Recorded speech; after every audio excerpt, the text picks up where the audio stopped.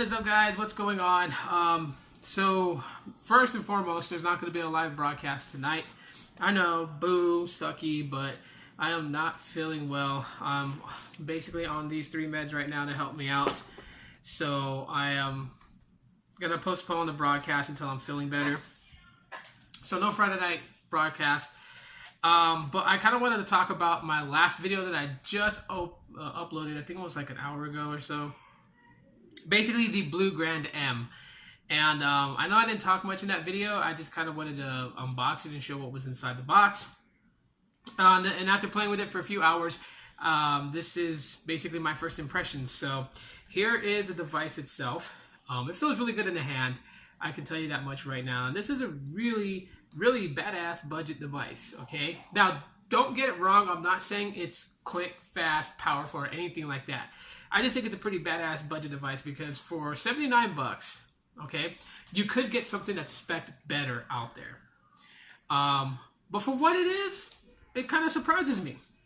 So, if you are looking for a spec'd up device, don't go for this. If you are a power user, if you are the type that is on social media or gaming or vlogging, Snapchatting, live broadcasting, then yeah, this is not gonna be for you. But for all you young ones out there, and I'm talking about those that's like 12 and under, you know, they want to play a few light games. They don't get on social media, but they do want a phone that, sorry, everything's just going off. But they want like a phone, a nice looking phone, and not something that looks, you know, super cheap. This is going to be the way to go. Okay, it's got a all metal build. Okay, all metal unibody build. So that's something that I was kind of surprised for what it is. It has a nice size display, 5-inch display, so pretty cool. Now, there is a downside to the display, and we'll talk about that here in a little bit. But if you want to know what the specs are on this bad boy here, technically it is running the MediaTek 6580. It is a quad-core processor clocked at 1.3 gigahertz. It only has 512 megabytes of RAM. Okay, so not even 1 gigabyte of RAM. On top of that, 8 gigs of internal storage, which means that about 3.8 is usable for apps and pictures and videos. 3.2 megapixel front-facing camera and a 5 megapixel rear-facing shooter, and both sides have LED flash. So there's a flash here for the front, flash for the main camera. Not bad at all. Speaker and mic on the bottom. You got your micro USB port on the top and a 3.5 millimeter headphone jack, and you can see the antenna bands on it. And feels nice, durable. It's got some nice weight to it. 2200 milliamp hour battery. Does support Wi-Fi, Bluetooth, and all that good stuff. So some of the downs about this phone.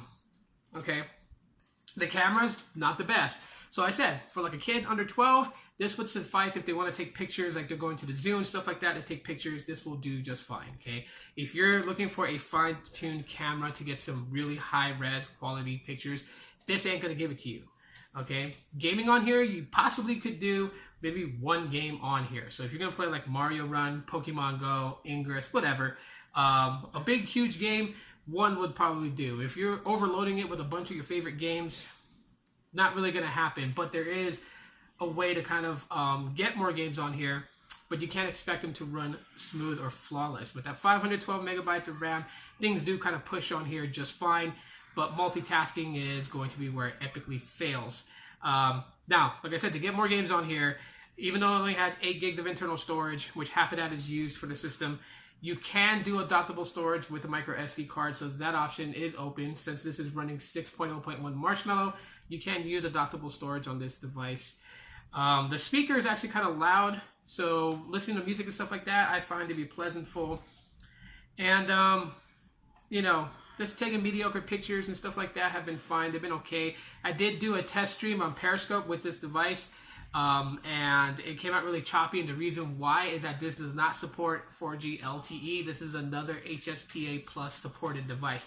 So pretty much everything that I said about the Blue Vivo 5 Mini is pretty much what this is grown up in size. So the only difference between that and this is the size, the placement of the cameras, and everything else. Other than that, yeah, there's not much of a difference between the Vivo 5 Mini and this device. But even though it is low spec, it is still fun to use. I do have one of my Freedom Pop SIM cards in here currently right now, and Freedom Pop seems to work great on this phone. Making phone calls, the app is able to do it.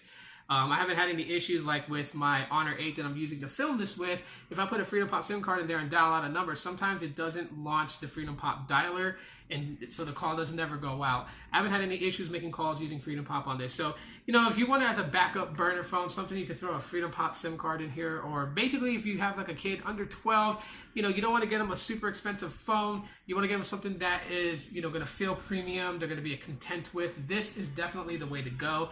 The Blue Grand M, definitely worth it. 79 bucks. I know you can get better Android devices that cost less than 79 bucks, but again, this is not marketed towards people like me or anyone else. Don't let my kids, they're being crazy on Friday, but this is not marketed for people like me or you if you're a heavy user. This is marketed towards people that just want a basic smartphone, or if you want to get one for your kid who's like under 12 years old, you know. So but this is just my first impression of this device. I will do a full review in the future and go through the nitty and gritty and everything on here about this device. But I gotta say, this is a pretty solid built little budget device. So yeah, if anyone said that budget devices are getting better and better, you're absolutely right, and this is the proof of it. So with that, guys, I just want to say, or guys and gals, I just want to say thank you for catching this video. If you guys want to see the unboxing, go ahead and check that video out. My name is Tito. This is Aloha Android. Sorry if I'm not broadcasting tonight. I love you guys very much, and I'll see y'all in the next one.